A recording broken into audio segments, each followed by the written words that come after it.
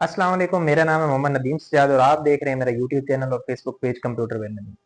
तो last lecture जो है हमने बेसिकली थर्ड चैप्टर स्टार्ट किया था और उसके अंदर जो है हमने फर्स्ट टॉपिक उसका डिस्कस किया था कंप्यूटेशनल प्रॉब्लम।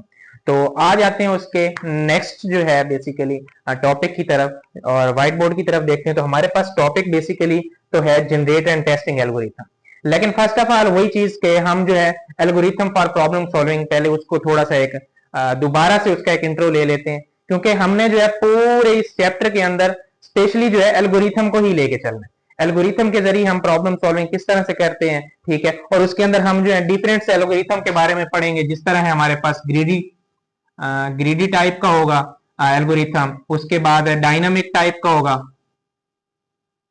ठीक है। और भी काफी सारे होंगे एल्गोरिथम, सर्च टाइप का होगा, उसके बाद सॉर्टिंग एल्गोरिथम होगा। मतलब डिफरेंस जो है एल्गोरिथम होंगे जिनको यूज करते हुए हम क्या करेंगे, अपना मुख्तलिफ टॉपिक्स को क्या करेंगे, डिस्कस करेंगे। तो पहले देखते हैं कि algorithm for problem solving, step by step method for solving problem much like a recipe provide steps for cooking a basically dish. मतलब जो है हम जो है वही चीज दोबारा चीज वो कह रहा है कि स्टेप बाय स्टेप क्या है, इंस्ट्रक्शंस हैं किसी भी प्रॉब्लम को सॉल्व करने के लिए। उसने एक एग्जांपल छोटी सी दी है कि मतलब जिस तरह हमने कोई डिश बनानी है और उसके लिए हमें क्या करनी पड़ती है, एक रेसिपी क्या करती है, हमारी हेल्प करती है उस डिश बनाने को के लिए। कि मतलब रेसिपी के अंदर क्या होता है, छोटे छोटे स्टेप्स की सूरत में बताया जाता है कि पहले स्टेप में हमने क्या करना है, फिर सेकंड स्टेप में क्या करना है, फिर थर्ड स्टेप में क्या करना है, फिर फोर्थ स्टेप में क्या करना है। इसी तरह डिफरेंट स्टेप्स में क्या होता है, हमें वो क्या बताती है, रेसिपी के जरिए हमें पता चल जाता है कि हमने डिश कौन सी बनानी है और किस तरह से बनानी है, ठीक है। मतलब वो भी हमारा एक मसला था। तो उसके बाद वो कह रहा है they help us to solve complex problem by using different logics. मतलब इसके अंदर हम क्या करते हैं, एल्गोरिथम जो है एक तो हमारा जो है डिफरेंस जो है जो कम्प्लेक्स टाइप की प्रॉब्लम्स होती हैं उनको भी सॉल्व करने में हमारी क्या करता है, मदद करता है। मतलब जो ज्यादा पेचीदा होती हैं, ठीक है, उनको क्या करता है, सॉल्व करने में हमारी मदद करता है। उसके बाद वो कह रहा है दे इंप्रूव परफॉर्मेंस एंड एक्यूरेसी। दूसरा क्या करता है, हम जिस चीज पे एल्गोरिथम अपना अप्लाई कर रहे हैं एक तो उसकी परफॉर्मेंस को बढ़ाता है और दूसरी क्या करता है, उसको एक्यूरेट भी करता है। ऐसा नहीं है कि मतलब क्या है उसकी एक्यूरेसी को कम कर दे। फर्ज किया, मैं एग्जांपल देता हूं कि मेरे पास जो है फर्ज किया 1 से लेके मेरे पास 100 तक जो है नंबर्स है। मैंने क्या करना है, इनमें से प्राइम नंबर या इवन नंबर या ऑड नंबर फाइंड करना है। तो जो मेरे इसके लिए एल्गोरिथम यूज होगा, सेम जो है एल्गोरिथम क्या है, मैं मेरे पास जो है 101 से लेके जो है मेरे पास मिसाल के तौर पे 1000 समथिंग जो है मेरे पास नंबर है, 2 नंबर है, वहां तक सेम जो एल्गोरिथम मैंने इसके लिए यूज किया था सेम मेरे लिए क्या होगा, उसके लिए भी वही एल्गोरिथम यूज होगा। तो वो क्या कह रहा है, बेसिकली परफॉर्मेंस को भी बढ़ाता है और एक्यूरेसी को भी बढ़ाता है, मतलब एक्यूरेट होता है। तो हर तरह की जो है बेसिकली उस टाइप की जो प्रॉब्लम्स होंगी उसको क्या करेगा, वो सॉल्व करेगा। उसके बाद कह रहा है they are use in software development data analysis and real life example. मतलब क्या, सॉफ्टवेयर डेवलपमेंट में भी यूज होता है, ठीक है। उसके बाद डाटा को एनालाइज करने में उसमें भी काफी सारा हमारा जो एल्गोरिथम ही यूज होते हैं, ठीक है। और उसके बाद हमारी रियल लाइफ एग्जांपल में भी जो अभी मैंने बताया कि हमारे पास कोई हमने डिश बेसिकली बनानी है, कोई रेसिपी बनानी है, फर्ज किया कि मैंने बिरयानी बनानी है, तो उसके लिए क्या होता है, उसमें भी फर्ज किया बिरयानी बनानी तो उसकी एक रेसिपी होगी। रेसिपी में क्या होगा, उसका एक प्रॉपर एल्गोरिथम होगा, हमें बताया जाएगा स्टेप्स की सूरत में, एक ऑर्डर शेप में स्टेप्स होंगे, हमें बताया जाएगा कि किस तरह हम क्या कर सकते हैं, बिरयानी बना सकते हैं। तो मेन टॉपिक की तरफ आते हैं, basically generate and test algorithm. ये एक प्रॉपर टाइप नहीं है, लेकिन क्या है, ये इसको हम बेसिकली अनइनफॉर्म्ड या ब्लाइंड सर्च भी कहते हैं इसके अंदर, ठीक है। मतलब क्या है, अनइनफॉर्म्ड या ब्लाइंड सर्च से मुराद ये है कि जिसमें हमें कोई रास्ता नहीं पता होता, हमें कोई वे का नहीं पता।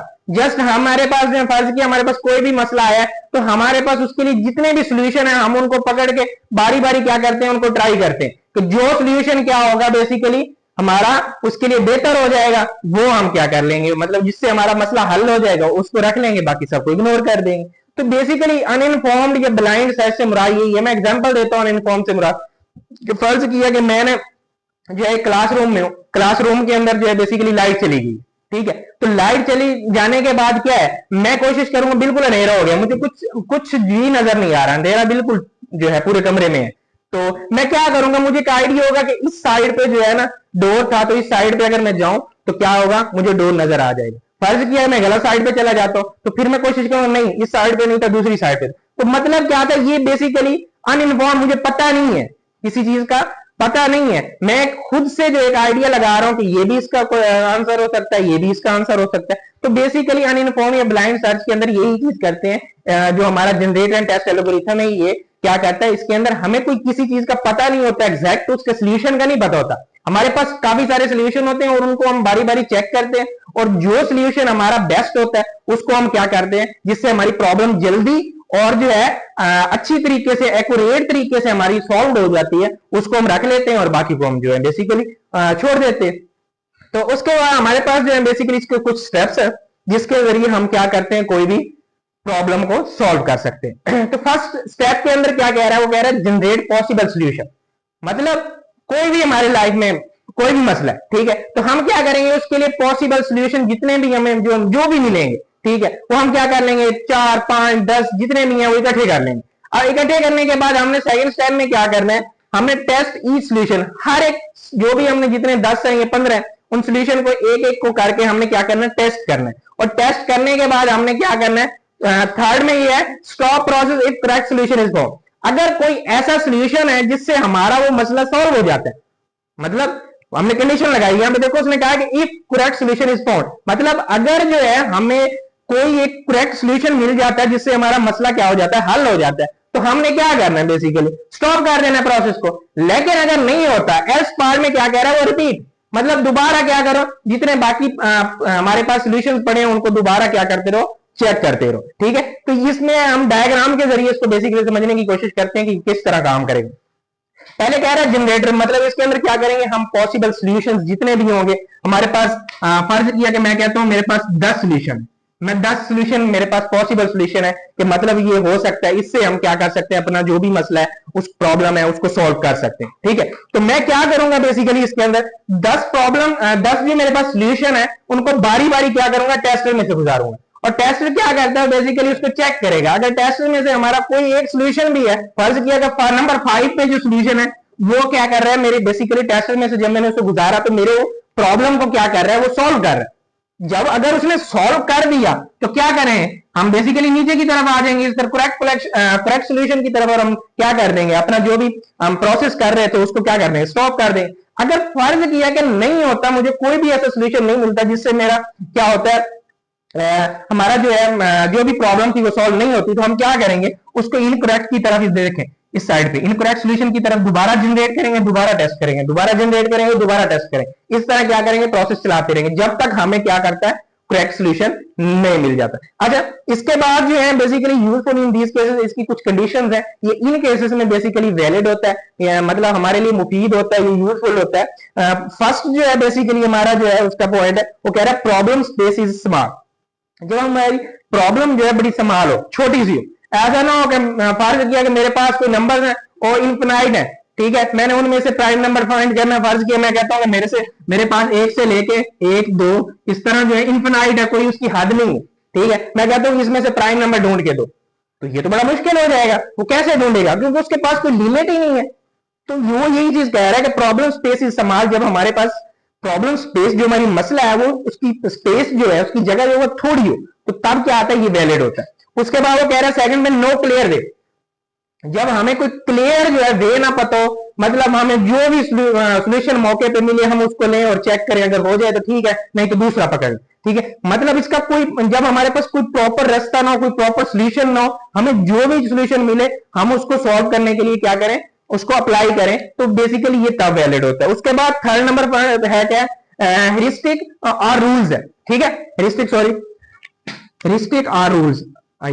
हेरिस्टिक और रूल्स, इससे मुराद ये है कि हमारे पास कुछ फर्ज किया कि मैं कहता हूं कि मैंने अपना जो है फेसबुक का जो है पासवर्ड जो है वो सेट करना है, ठीक है। ये मतलब कहता हूं कि मुझे फेसबुक का ना पासवर्ड भूल गया, ठीक है, तो मैं क्या करूंगा, मैं ट्राई करता रहूंगा। ऐसा नहीं है कि मैं ट्राई करूंगा, फर्ज किया कि मैं कहता हूं कि पहले 00 मैंने डायल कर दिया, ठीक है, वो नहीं लगा, फिर मैंने 11 फिर 22 फिर 33 44, ऐसा नहीं। होलिस्टिक रूल्स के अंदर ये होता है कि मुझे जो है एग्जैक्ट, फर्ज किया कि अक्सर आपको पता है कि जब भी हम कोई पासवर्ड लगाते हैं, फर्स्ट ऑफ ऑल हम कोशिश करते हैं कि अपने नाम से स्टार्ट करें, ठीक है। तो ये क्या होलिस्टिक रूल्स के अंदर यही चीज आती है कि हमारे लिए जो सबसे पहले, मतलब जो पॉसिबल सोल्यूशन हो, ठीक है, जो हमारे लिए हमें पता, थोड़ा सा एक आइडिया हो कि हमारे लिए एक अच्छा सोल्यूशन हो सकता है, इससे हमारी प्रॉब्लम सॉल्व हो सकती है, तो मैंने ये एग्जांपल दी कि मैंने 001122 इस तरह का मैंने कोड मिलाया, लेकिन मेरा पासवर्ड जो है वो नहीं खुला फेसबुक का। तो मैंने फिर कोशिश की, मैंने अपने नाम से स्टार्ट किया।